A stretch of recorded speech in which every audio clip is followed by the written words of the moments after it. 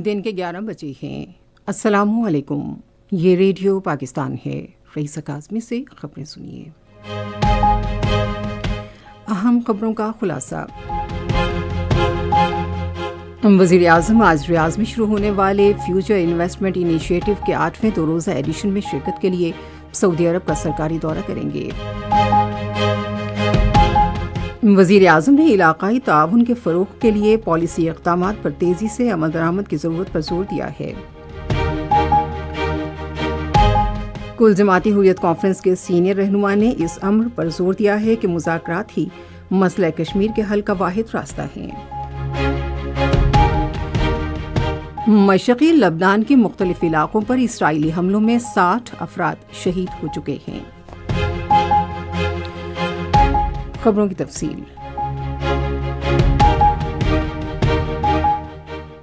وزیر اعظم محمد شہباز شریف آج ریاض میں شروع ہونے والے فیوچر انویسٹمنٹ انیشیٹو کے 8ویں 2 روزہ ایڈیشن میں شرکت کے لیے سعودی عرب کا سرکاری دورہ کریں گے۔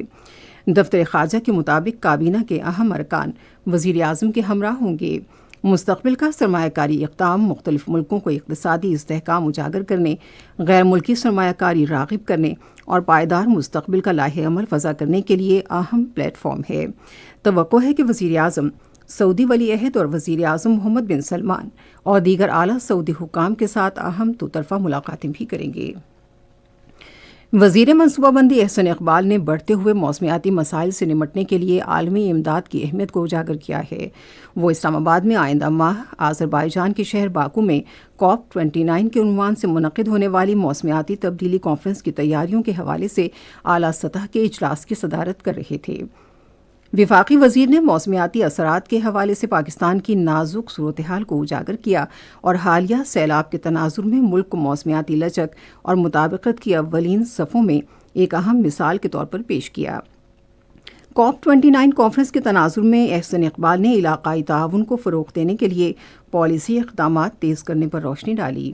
انہوں نے ماہرین تعلیم، بین الاقوامی ماہرین اور ماحولیاتی تنظیموں کو اکٹھا کرنے کے لیے گول میز اجلاس کی تیاریوں کی بھی ہدایت کی تاکہ مشترکہ موسمیاتی حل تلاش کیا جا سکے۔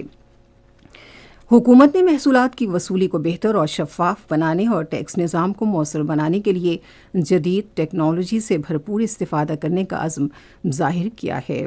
اس سمت میں ایک خصوصی سرمایہ کاری سہولت کونسل کے تعاون سے ٹیکس کے نظام کو جدید خطوط پر استوار کرنے کے لیے ایک 10 رکنی ٹاسک فورس بھی تشکیل دی گئی ہے۔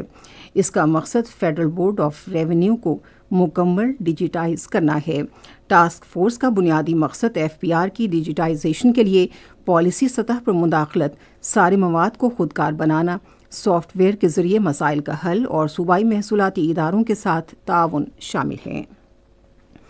متعلقہ حکومتی اداروں کی بجلی چوری کے خلاف کارروائیاں جاری ہیں۔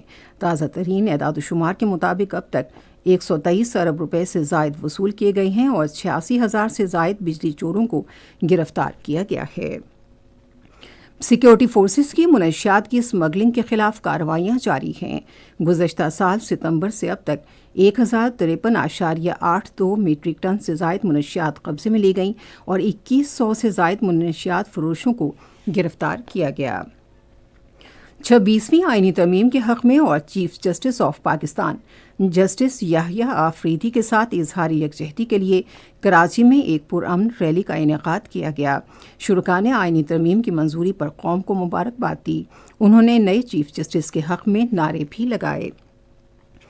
کل جماعتی حریت کانفرنس کے سینئر رہنما میر وائز عمر فاروق نے اعلان کیا ہے کہ حریت تنازع کشمیر کے پرامن حل کے لیے کام کرنے کی غرض سے خود کو دوبارہ منظم اور اپنی حکمت عملی پر نظر ثانی کر رہی ہے۔ انہوں نے پرانے سری نگر کے علاقے گجواڑہ میں ایک تقریب سے خطاب کرتے ہوئے اس امر پر زور دیا کہ بات چیت ہی ان تنازعات کے حل کا واحد راستہ ہے۔ انہوں نے اعادہ کیا کہ مسئلہ کشمیر کے سیاسی پہلوؤں کو منصفانہ اور پرامن مذاکرات کے ذریعے حل کیا جانا چاہیے۔ اقوام متحدہ نے اسرائیل کی جانب سے فلسطینی پناہ گزینوں کے لیے اپنے امدادی ادارے پر پابندی عائد کرنے پر تشویش کا اظہار کیا ہے۔ اقوام متحدہ کے امدادی ادارے کے سربراہ نے کہا کہ اسرائیلی پارلیمان کے فیصلے سے فلسطینیوں کی مشکلات میں اضافہ ہوگا اور یہ فیصلہ اجتماعی سزا کے سوا کچھ نہیں۔ مشرقی لبنان کے کئی علاقوں پر اسرائیلی فضائی حملوں میں کم سے کم 60 افراد شہید ہو گئے ہیں۔ لبنان میں اسرائیلی حملوں میں اب تک کم سے کم 127 بچوں سمیت 2700 سے زائد افراد شہید اور تقریباً 12,000 زخمی ہوئے ہیں۔ اس کے ساتھ ہی خبریں ختم ہوئیں۔ مزید خبروں اور تجزیوں کے لیے آئیے ہماری ویب سائٹ پر radio.gov.pk اور فیس بک کے link radio Pakistan news official پر براہ راست ویڈیو اسٹریمنگ بھی ملاحظہ کیجیے۔